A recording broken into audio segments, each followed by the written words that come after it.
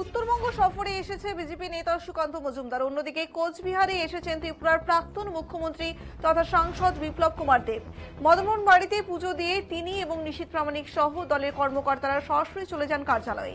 সেখানে তারা কথা বলেন দলের যেসব কর্মীরা তৃণমূল কংগ্রেসের হাতে আক্রান্ত হয়েছে তাদের সঙ্গে। কয়েকদিন আগে মাথাভাঙ্গায় এসআইআর এর কাজ করতে গিয়ে তৃণমূল কংগ্রেসের কর্মীদের হাতে আক্রান্ত হয়েছিল বিজেপির বিএলএ নিবাস দাস। আজকে নিবাস দাসের সাথে কথা বলেন বিপ্লব দেব। পাশাপাশি তৃণমূল কংগ্রেসের সন্ত্রাসের ফলে যে সমস্ত বিজেপি কর্মীরা আতঙ্কে আছে বা ঘর ছাড়া আছে তাদের সঙ্গেও তিনি কথা বলেছেন বলে জানা যায়। এরপর তিনি সাংবাদিকদের মুখোমুখি হয়ে বিপ্লব দেব জানান, পশ্চিমবঙ্গের সাধারণ মানুষরা এখন মুক্তি চাইছে।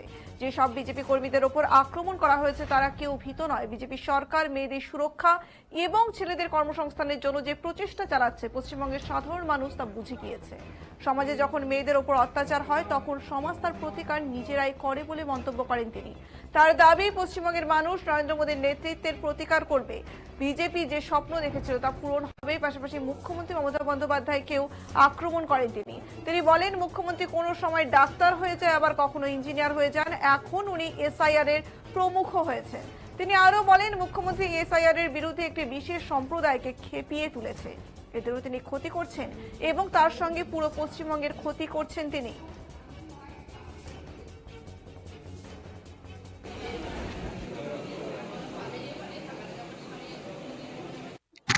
এখানে সাংগঠনিক কাজের জন্য এসেছি। আমি তার আগেও কুচবিহার কার্যালয়ে এসেছিলাম, যখন তৃণমূলের গুন্ডা বাহিনীরা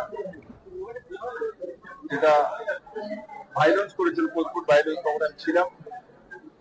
আজকেও আমাদের কার্যকর্তারা এখনো এসআই করতে যাওয়ার বাড়িতে গিয়েছে, এসআই করে, তো তখনও মারপিট করেছে। এখন রিসেন্ট ঘটনা আছে অনেকগুলো, সেই ডিটেলস আপনারা স্থানীয় জার্নালিস্ট বা সংবাদ মাধ্যমে থাকেন, আপনারা জানেন। আমি তার জন্য তাদের সঙ্গে দেখা সাক্ষাৎ করলাম, যে তাদের মানসিকতা দেখার জন্য। আমি একজন ভারতীয় জনতা পার্টি কার্যকর্তা হিসেবে গর্ববোধ করি যে আমাদের কাছে তাদের মতো দেবতুল্য কার্যকর্তা আছে, যারা বাড়ি ঘর সর্বস্ব শেষ করে দিয়েছে। মারপিট তো সামান্য ব্যাপার, ছেলে মেয়ে বইপত্র থাকা খাওয়ার কোনো কিছু নেই, কিন্তু আজও ভারত মাতা কি জয় বলছে, নরেন্দ্র মোদী জিন্দাবাদ বলছে, ভারত মাতা জয় বলছে। তার মানে বাংলার মানুষ মুক্তি চাইছে, আর সেটা নিশ্চিত হবে যখন কোন সমাজে মহিলাদের উপর অত্যাচার বেশি হয়। মনে রাখবেন, সেই সমাজ টিকে থাকে না। সেই সমাজকে বাঁচানোর জন্য সেই ব্যবস্থা আপনি আর সমাজ থেকে তৈরি হয়, আর সমাজ থেকে তৈরি হওয়া পার্টি সেটা হচ্ছে ভারতীয় জনতা পার্টি। নিশ্চিত নরেন্দ্র ভাই মোদীর নেতৃত্বে বাংলার সমস্ত মানুষের মুক্তি হবে। আর আমরা যেটা স্বপ্ন দেখেছি, সবার জন্য রোজগার, সুরক্ষা, এবং সেই দিশাতে সবাই মিলে কাজ করব। আমি অত্যন্ত গর্বিত। আমাদের যে কার্যকর্তারা এখন বাড়িতে যেতে পারে না, কেউ হয়তো নিজেদের বাড়িতে পড়ে আছে, বাড়িতে যেতে পারে, কিন্তু বিজেপি করবে, বিজেপির জন্য মরে যাবে। এই কাজ, এমন ধরনের কার্যকর্তা যার কাছে আছে, সে সংগঠন, সে পার্টি নিশ্চিত জনতা এবং রাজ্যের রক্ষার্থে সমস্ত কিছু করবে। বিএলএরা যেতে পারছে না বিভিন্ন কেন্দ্রে, বিএলওদের সাথে বিএলএরা যাচ্ছে না, তাদেরকে জুতোর পড়ানো হচ্ছে, বিভিন্ন জায়গায় আক্রান্ত হচ্ছে। তারপরে আজকে আপনি এখানে এসআইআর প্রক্রিয়াটা কতটা ভালোভাবে হবে বলে মনে করেন? এখন এসআইআর এর প্রক্রিয়াটার দায়িত্ব আমাদের নয়, সেটা নির্বাচন কমিশন। আমরা রাজনীতি কর, তার জন্য আমরা বিএলএ 1 বিএলএ 2 তৈরি করি। এ রাজ্যের যে মুখ্যমন্ত্রী মমতা বন্দ্যোপাধ্যায় আছেন, ওনার কোনো কাজকর্ম নেই, ওনার খেয়ে দেয়ে কোনো কাজ নেই। কোন সময় উনি ডাক্তার হয়ে যান, কোন সময় উনি ইঞ্জিনিয়ার হয়ে যান, কোন সময় উনি পলিটিশিয়ান হয়ে যান। এখন উনি এসআইআর এর প্রমুখ হয়ে গেছে। ওনাকে আপনারা সংবাদ পাঠান, ওনাকে 12 রাজ্যে এসআইআর, ওখানে ওনাকে যাওয়ার জন্য বলুন। ওনার কাজ যেটা নেই ওটার মধ্যে উনি হাত দেন, যেটা ওনার কাজ সেটা করে নেন। মহিলাদের সুরক্ষা দেওয়া ওনার কাজ, এটা উনি করবেন না। বলবেন যে রাত্র 7টার পরে সন্ধ্যার পরে মেয়েরা যেতে না পারে, তো যেটা ওনার কাজ উনি এগুলো করবেন না। এসআইআর ওনার কাজই না, তৃণমূলের কাজই না, বিজেপিরও কাজও না।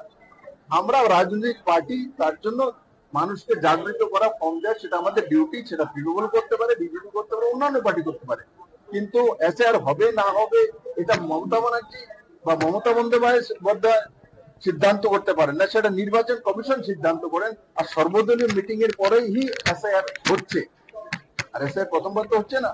তো তার জন্য মানুষ বুঝে গেছে ওনার বিদায়ের পালা যাওয়ার সময় আছে। তার জন্য একটা বিশেষ সম্প্রদায়কে খেপিয়ে আমি আজকে আপনাদের এই কার্যালয়ে বলে গেলাম, আপনারা মিলিয়ে নেবেন 2026 ইলেকশনের পরে উনি যেভাবে একটা বিশেষ সম্প্রদায়কে খেপিয়ে এসআইআর এর বিরুদ্ধে তুলে ধরেছেন, এরা একদিন মমতা ব্যানার্জির পুতলা করবে এই রাজ্যের, লিখে রাখুন। এরা একদিন, কারণ এদেরকে খেপিয়ে এদেরকে তো নাশ করবেই করবে, ওর নিজেরও বিনাশ করবে। বাংলার তো বিনাশ করে বসে আছে, কিন্তু বাংলার মানুষ যতটা আমি ঘুরি, বাংলার মানুষ তৈরিয়ে বসে আছে। ইলেকশন ঘোষণা হতে দিয়ে মানুষ তার প্রতিবাদ করবে, মানুষ তার অধিকার চাইবে, এবং বাংলা যে পুরনো বাংলা সেটা মানুষ চাইছে, নজমান চাইছে। আক্রান্ত বিএলএ নিবাস দাসের সঙ্গেও কথা বলেন তিনি। নিবাস দাস জানান, কথা শুনেছেন এবং প্রয়োজনীয় পদক্ষেপ নেওয়ার আশ্বাস দিয়েছেন।